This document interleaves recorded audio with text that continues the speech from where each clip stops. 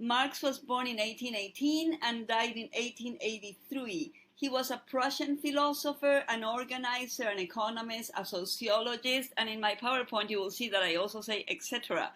Because his thinking is very diverse, and it's also a thinking that happens before the time when social studies become so diverse. So his thinking can be categorized under many, many spaces, but most prominently, I think we think of him as a philosopher, an economist, and perhaps a sociologist. He was born to a Jewish family, wealthy middle-class family. The family later converted to Lutheranism to escape anti-Semitic persecution. He trained as a lawyer. Marx himself trained as a lawyer and philosopher at the universities of Bonn and Berlin. Upon graduation, he was employed at a newspaper where he began to work at a non-idealist theory of history. Later, we came to know this as historic materialism, and we'll talk more about that in a minute. His adult life, Marx moved to Paris in the early 1840 because he was very interested in worker struggle, and he there met Engels, Frederick Engels. Engels belonged to a British family, and he was what we would call nowadays a class trader. He was a bourgeois, one of those people in society that Marx thought were parasitic and living off other people's work. So it's interesting that Engels would become Marx's most prominent supporter and co-author some books with him as well. In any way, in 1849, after the defeat of many revolutions across Europe, governments forced Marx into exile because his thinking and his writing and his rhetoric in general were considered to be behind these revolutions. In a way, it was like paying him too much of a compliment at the time, because Marx was not really able to be that big of an influence on the actions of the workers at the time. There were other people there who were really more powerful as politicians and organizers than Marx was. We remember Marx above all others involved in those revolutions at the time because his thinking had a huge effect later on.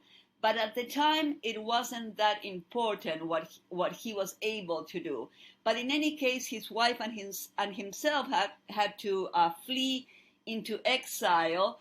But at this point, he's no longer in France, but in 1871, there's what we call an insurrection, what's been known as the Paris Commune of 1871. At this event, workers took over the town of Paris and created a new form of government that Marx will later call the dictatorship of the proletariat.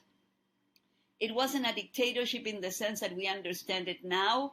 Marx also considered what we call liberal or Western democracies, like what we live through nowadays, a dictatorship of capital. So when he talks about the dictatorship of the proletariat, of the workers, he's actually talking about a system that is not that different from what we see now, but where the prominence and the class that benefits from the state are the workers, the majority of the population, and not the owners of the corporation. So this event, this change in the way that workers understood governance, so different from the governance that we had seen before, was very influential on Marx's idea of what communism might look like.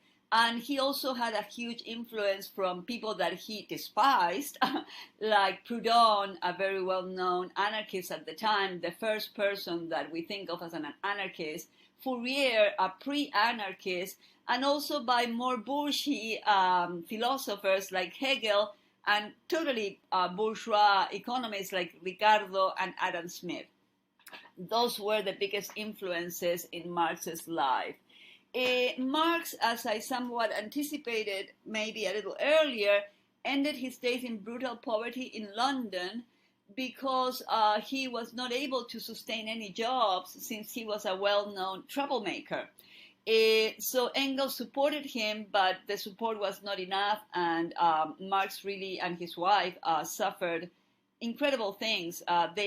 His wife had to go door to door in his neighborhood in London, asking for donations so that they would have enough money to bury their son. Just to give you an idea about how brutally poor the Marxists were towards their end.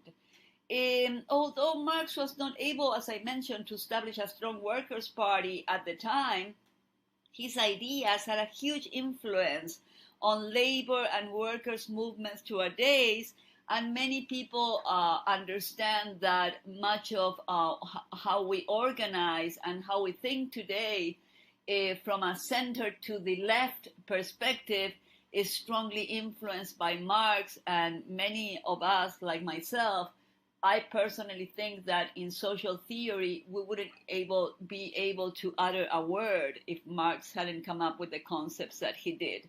So we honor his work, and we also critique some shortcomings of his thinking, because he has been indicted on issues of Eurocentrism and being at least, if not completely, gender blind regarding the role and oppression of women in society.